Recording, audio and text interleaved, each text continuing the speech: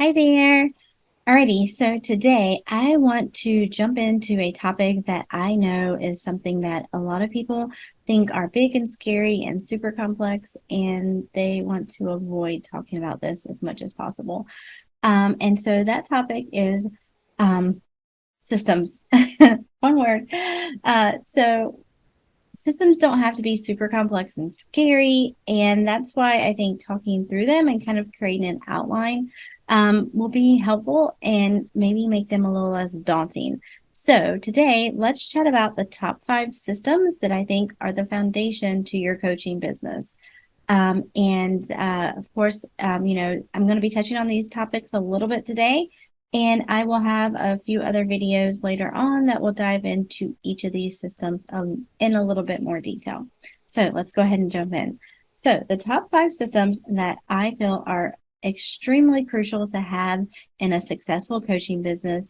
I will say, like, I've been in a lot of coaching businesses to be able to have really seen what is going to be beneficial and what gets the most freedom and calm and less chaos in my clients' businesses. And so this is from my perspective. But number one is having a client management system.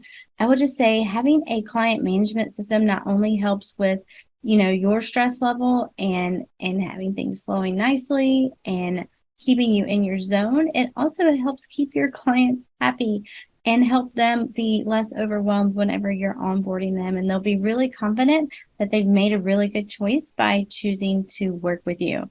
And so a client management system is anything from the time that the person contacts you to consider working with you by scheduling a call, all the way through them getting onboarded with the contract and payment and questionnaires and just the intro of all the things that you offer them as they'll be working with you.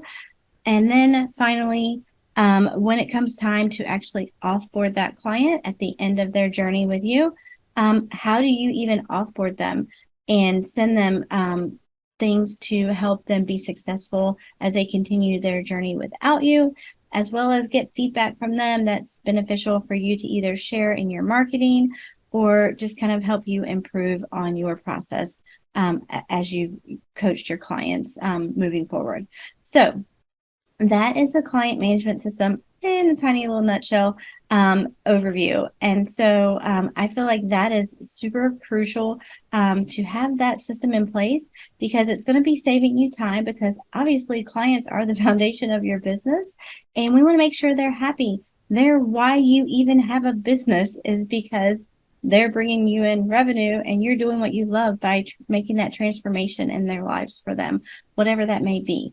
And so not only is it helping you serve them better, it's also going to help them have a better experience and refer you to other people. So it helps with the longevity of your business. So that's system number one. System number two is creating a project management system. And really, this isn't just like a project-based system that you would think of it like project to project, but this is a project management system is a way to kind of organize all the happenings in your business, whether that is content planning or that is your lead magnet planning, your webinar or masterclass planning. There's so many things that a project management system can help you get organized with, and all the different little pieces and checklists that go into each of these things. Not to mention, it's also going to help you with launches. And goodness, there are just so many things. If you have a lot of ideas that are kind of bouncing around in your brain that you need to get out, those are a great thing to take and place on your project management dashboard and get them out of your head, but have them parked in a place where you can come back to them later and not let them take up space in your mind. Just a project management system is going to streamline things and give you some more clarity and help you focus on what your task is at hand. Of course, putting to-dos on your project management system is definitely a way to keep focused on what you should be doing instead of all the things. You can really dial in on what your goals are and what you're doing to work towards reaching those goals instead of getting kind of cluttered with a lot of new ideas or a lot of shiny objects that you feel like are important, but maybe aren't exactly what's on that path to that goal that you had set for this month or this quarter. So anyway, so a project management system is really a way to organize all the things that are going on in your business. And I feel like that is a second piece that is really crucial to the foundational systems of a coaching business. It also helps when you're working with a team as well because you guys can all be on the same page.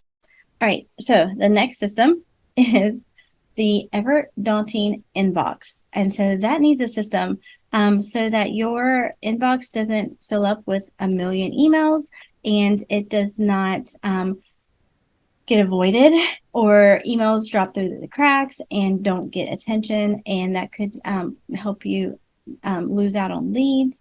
And so having an inbox management system creates a way for you to only touch an email one time instead of having it sit in your inbox and waiting for you to keep coming back to it. It also helps you really get a nice, clean inbox to look at, and it helps you stay on top of those really important emails and a much quicker pace than if you had so many emails in your inbox. And so, especially if you do have a team member that might help manage your inbox at some point, putting this inbox management system in place that you're following, helping you be more efficient in your inbox, will also help you delegate in a future role for a VA or an admin assistant to help you tackle that inbox. So that's number 3. Number 4 is your filing system. So having a really good dialed in filing management system is going to help you not only know where to find things, but not have to recreate things over and over again because maybe you couldn't find it, or maybe it was just in, lost in Google Drive and you forgot you had even created that thing. One piece of having a really good filing management system is having good naming conventions so that things are not named copy of such and such or untitled document. Having a name that you are naming, having a set naming convention that you're naming each of these files, it's going to make it really easy when you're searching for something. But it also helps, again, once you have a team or just even a VA that comes in and is helping support you in your business, being able to easily navigate all your files is going to save a ton of time. Like I said, not just trying to find something, but if you've recreated something because you couldn't find it. So a file management system is crucial. Alrighty. So the last system that I want to chat about today is just your process documentation system. And so I saved that one for last because that one is kind of like a scary area because people hear, you need to create SOPs and a library of SOPs, which are standard operating procedures.